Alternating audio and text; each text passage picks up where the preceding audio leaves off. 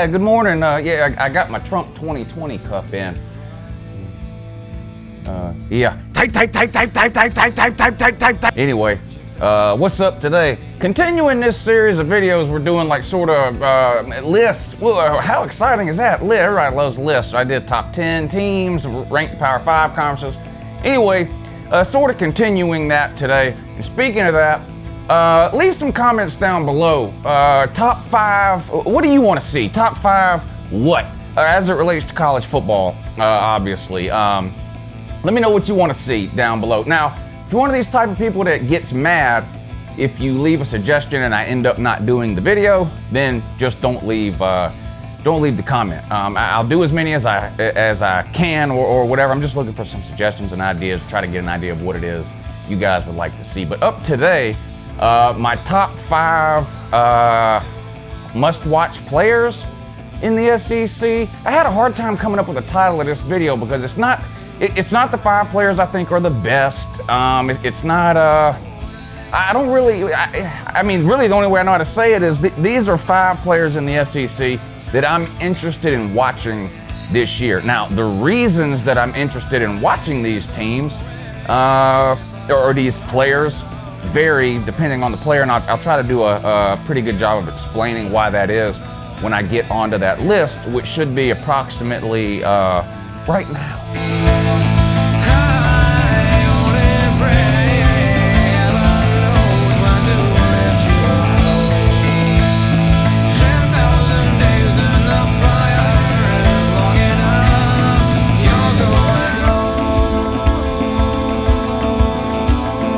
All right, here we go. I guess we're going to go with top 5 SEC players I'm most excited to watch in 2019. Thumbs up this video. I would really appreciate it. Subscribe to the channel if you're not already. I post college football videos almost every single day of the year, and sometimes they're even watchable. Although I'm going to be honest, I'm not too sure about this one. I'll let you guys be the judge. But here we go. These are in no particular order. This isn't like a 5 to 1 thing or a 1 to 5. It's no particular order at all. Zamir White. Zeus, running back, University of Georgia. Most of you who follow college football closely will know who this guy is, even though he's never played it down in college football.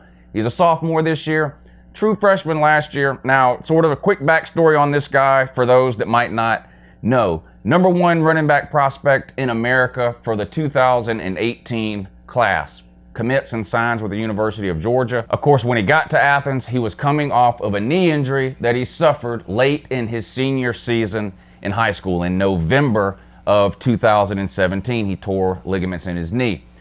Comes to Georgia, not able to participate during spring. Summer workouts and fall camp rolls around. He's ramping up to 100%. It looks like he's going to be good to go for the start of the season. And unfortunately, about 2 weeks before the season started in 2018, in a practice where he was actually playing on the punt team, he tore the ligaments in his other knee.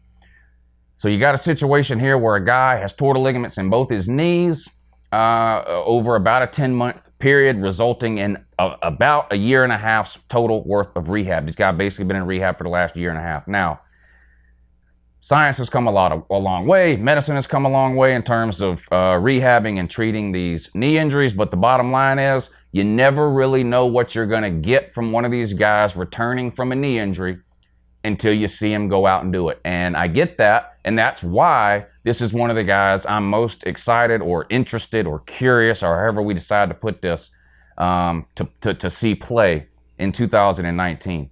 I try real hard not to buy into a lot of the hype around incoming freshmen from year to year. You got certain fans, and this happens in every fan base, that every player they sign is the greatest player ever, and he's going to be the best player in that school's history, and yada, yada, yada. Zeus is the closest I've ever come to buying into that. This guy was absolutely unreal and unbelievable to watch in high school. He's probably the best running back prospect I've ever seen. That doesn't mean anything going into college, and I get that, but the expectations, at least personally for me, for this guy were absolutely through the roof. I think he's going to be ready to go at the start of this coming season. Will they work him in slowly? Will they completely unleash him week 1? Georgia plays on the road at Vanderbilt week 1. Will they look for, some sort of a thing where they sort of slowly ramp him up, maybe getting ready for week 4 where Georgia hosts Notre Dame, which most people consider to be Georgia's first true test of the season? I don't know. But I'm optimistic. I have a feeling that we're going to see this guy early this year. I'm excited to watch him. I hate injuries no matter who they happen to, no matter which team they happen to, anything like that. And I have to constantly remind myself to sort of simmer down when it comes to the hype around this guy. You just don't know. You look at somebody like Todd Gurley, to stick with some Georgia examples here. Of course, tore his knee his last year at Georgia. Goes on, gets drafted in the top 10, never misses a beat in the NFL. He's won Rookie of the Year. He's won rushing titles. He's led the league in touchdowns last year. He never missed a beat. Another guy that came in same time as Todd Gurley, Keith Marshall, didn't really work out that way for him. He tore his knee against Tennessee his freshman or sophomore season. He was never the same. He was never the same after that. It's not just the physical rehab that goes into building back up your knee after you tear the ligaments. A lot of it is mental, learning to trust your knee and your legs again. As somebody who's been through several knee surgeries myself, torn all the ligaments in one of my knees and been through a couple of surgeries, the doctor can tell you a million times that your knee is fine, your knee is back to 100%, you have no worries, you have no issues. I can tell you right now, for a certain amount of time after the doctor tells you that, for me anyway, you still have that thought in the back of your head every time you take a step down a hill or down a stair or whatever, that it's hard to sort of explain or describe if you've never been through it personally. Some players are able to move past that right away. Some it takes a little bit of time. Some are never able to move past it. So I get that there's a lot of question marks around Zeus, and I'm not here to tell you that he's going to show up this year and rush for 2,000 yards, but it's interesting to me to keep an eye on him to see how he does this year, and that's why he makes this list of top 5 players I'm most interested to watch in 2019 in the SEC. All right, and don't worry if you're thinking it's all Georgia players. That's the only Georgia player on the list, okay? I tried to spread this out here. But my second player, and again, these are in no particular order, that I'm most excited to watch in 2019, Alabama wide receiver Jerry Jeudy. Now, I said at the beginning that this isn't really like a top 5 best players list or whatever, but if it was, Jerry Jeudy would be on that list. This is one of the best college receivers I've seen ever. If I were to make a list of 5, 10, 15, some number of receivers that I thought looked the best in college, Jerry Jeudy would be on that list. This guy's got hands that are unbelievable. He's got speed.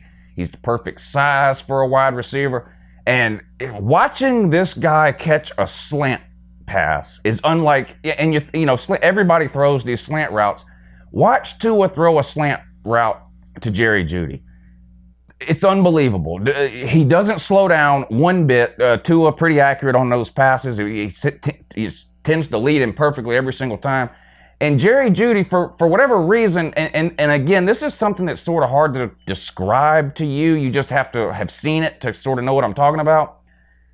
It looks like Jerry Jeudy is accelerating as he catches the ball. And again, I know it may sound kind of weird, but a lot of wide receivers tend to slow down, even if it's just a little bit, as the ball is in the air, to make sure they can secure the catch and things like that. Jerry Jeudy seems like he gets faster from the time the ball leaves Tua's hands till the step or two after he catches it. I've never seen anything like it. It's unbelievable. This guy tore up every single team Alabama played last year, with the exception of Georgia and Clemson. Georgia, DeAndre Baker pretty much took Jerry Jeudy out of that game, but DeAndre Baker is an elite NFL. We see that after the draft corner.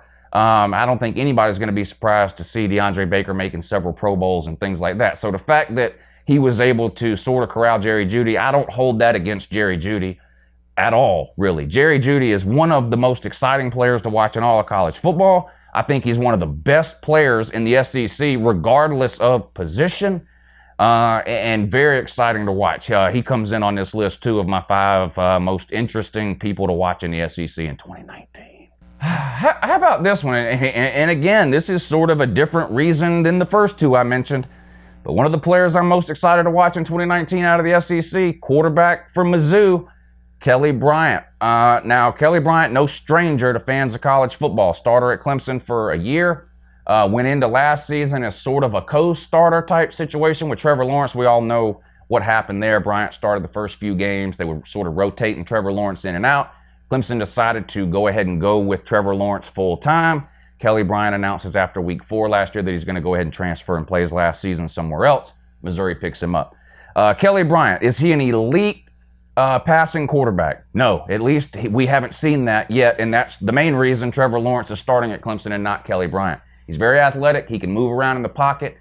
He gives you more with his legs, I think, than a Trevor Lawrence will give you. Now, I don't think Kelly Bryant is like he's not going to run around like Kyler Murray or anything like that, but he's a run-around mobile quarterback, so you're going to get that out of him. The main reason I'm interested in seeing what he does in 2019 this year, Kelly Bryant, if you look at Mizzou and what they've done over the last couple of years offensively with Drew Lock, a prototypical drop-back pro-style passer, right? 6'5", 6'6", can make every throw, NFL arm. Kelly Bryant, not that. So what is Missouri going to do here? Of course, Derek Dooley, offensive coordinator there. What is Missouri going to do in terms of Kelly Bryant? Are they going to keep the same pro-style offense they had with Drew Lock and sort of try to force Kelly Bryant to fit that mold? Or are they going to change their offense up a little bit? Maybe some more read option type thing, more rollouts, design quarterback runs, things like that to sort of take advantage of Kelly Bryant's upside, which I think is his mobility. Now, what does Kelly Bryant want to do? He wants to play in the NFL. I'm leaning towards Mizzou probably keeping a similar style of offense of what they had with Drew Lock, because I think Kelly Bryant is looking to prove to NFL scouts, GMs, teams that he can be an NFL-level passing quarterback. We know what we're getting with Kelly Bryant in terms of his legs. All the question marks about Kelly Bryant revolve around his arm and his passing ability.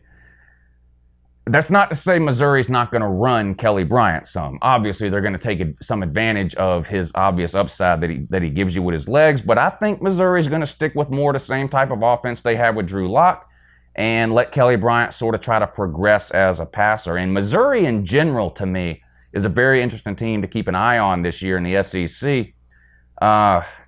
They have absolutely blown Florida out the last couple of years, but then they lose some head-scratching games. If Kelly Bryant plays a little bit above what most people are expecting him to play, I could see Mizzou putting together a pretty good year in 2019. They got a lot of question marks on defense, and they've got some motivation question marks too, as they're not eligible to play in a bowl game because of some NCAA sanctions.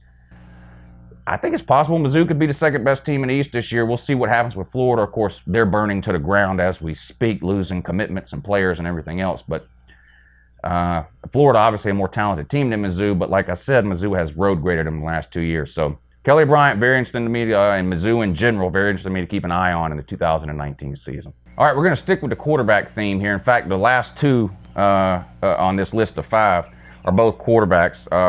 Which one do I want to do first? Let's go with Kentucky quarterback, touchdown Terry Wilson.